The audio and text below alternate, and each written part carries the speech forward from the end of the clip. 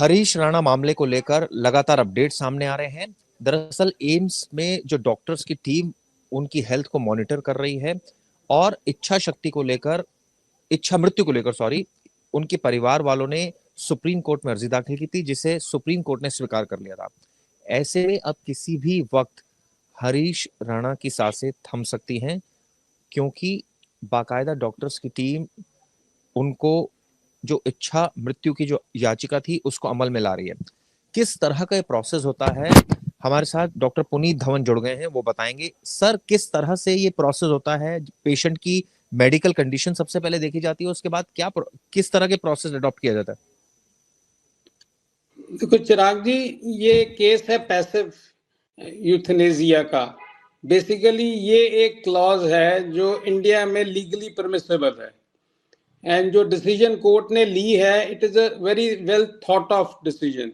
Because ये case जो इन्होंने फाइल किया उसके पेरेंट्स ने, वो आज नहीं किया, कई साल से कर रहे थे ये case. Even Delhi high court ने उनका रिजेक्ट भी किया था। At that time they said that the child is not on any mechanical ventilation और सपोर्ट, सिर्फ ट्रैकियोस्टमी और गैस्ट्रोस्टमी हुई है, तो पैसिव यूथनेसिया के लिए भी परमिशन नहीं दी थी।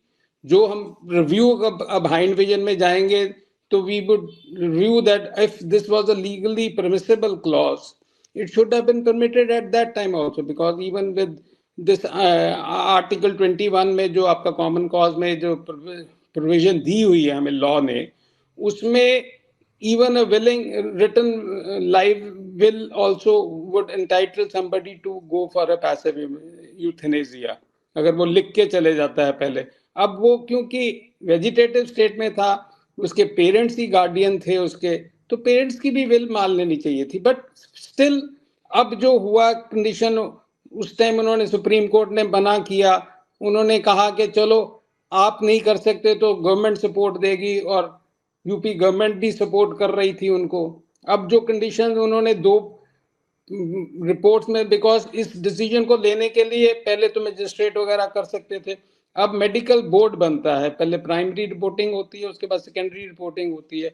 उसमें अब बता रहे हैं कि भाई बेड सोर्स वगैरह भी हो गए, कंडीशन तो उसकी ऐसी थी कि रिकवर होने वाली बात ही नहीं थी।